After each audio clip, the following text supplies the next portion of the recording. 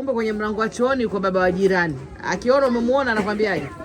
Atakuvizia mpaka aone maungo yako. Atafanya juu chini jamani. Utasema labda unaleni naye. Kweli kwa sababu yaani amna akuone maungo yako.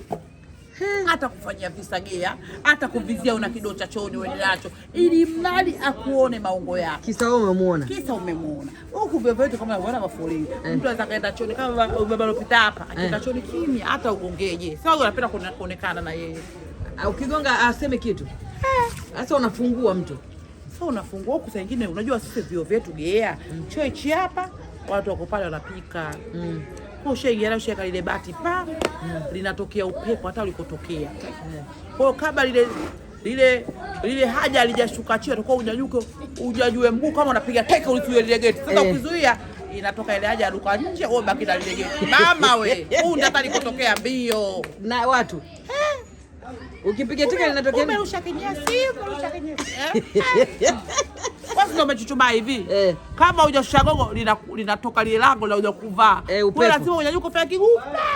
Au kitonga iko uwanjani. Wewe unachukua kile lango unarudi taratibu dafa yatoka kundi iko tokea karusha kinyesi kama msije arusha mimi mwenzenu nilikuwa najizuia mlango ungenidondokea. Hakuna maneno mtamzia mpaka utahama. Kwa mlango unaweza kadondoka na upepo. Mbona tukibao? Kweli? Sio kuna mnyamwezi hapa masikini sio kwa juu yule mlango mgeni. Yeye kaudaka mlango afu kageuza. Yaani makalio katoa nje akafunga hivi. Kaudi tena kaeka tena hivi. Mnamchukulia? Watu wanacheka. Hapa wenzako ukifika mida kama saa hizi mtu anaenda chooni. Tokeni hawataki.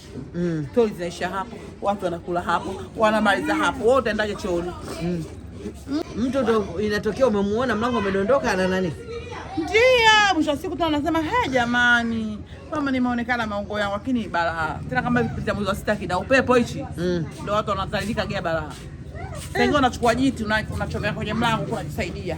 Ili upepo ukipo unashika. Bila hivyo gea Hayo umeongea na chooni na mawazo. Fikia hivi lango limefunguka ile bila kwamba wapi.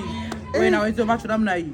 Wewe mlango unadondoka kwa nje. Watu wanaganda, watu wanazalilika wewe gea wewe. Basi bora mweke pazia. Kuna baba ndo kanichekesha yule baba. Na hii nyumba ina vyumba 20. Baba yani alinifurahisha yule gani niko peke yangu mimi na yeye wani. Lango linadondoka alijua kafanyaje? Yaani yule mama kama kwa anasubiria ile. Pap pap.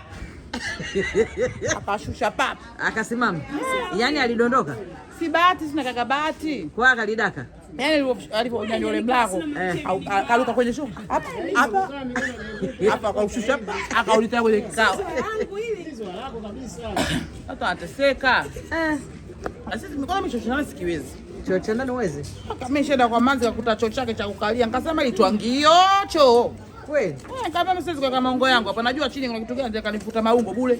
Wewe. Siwezi, mimi nishazoea choo changu cha shimo. Uchuchumae. Nashazoea kuweka bati langu mimi naoga kwa haraka zangu.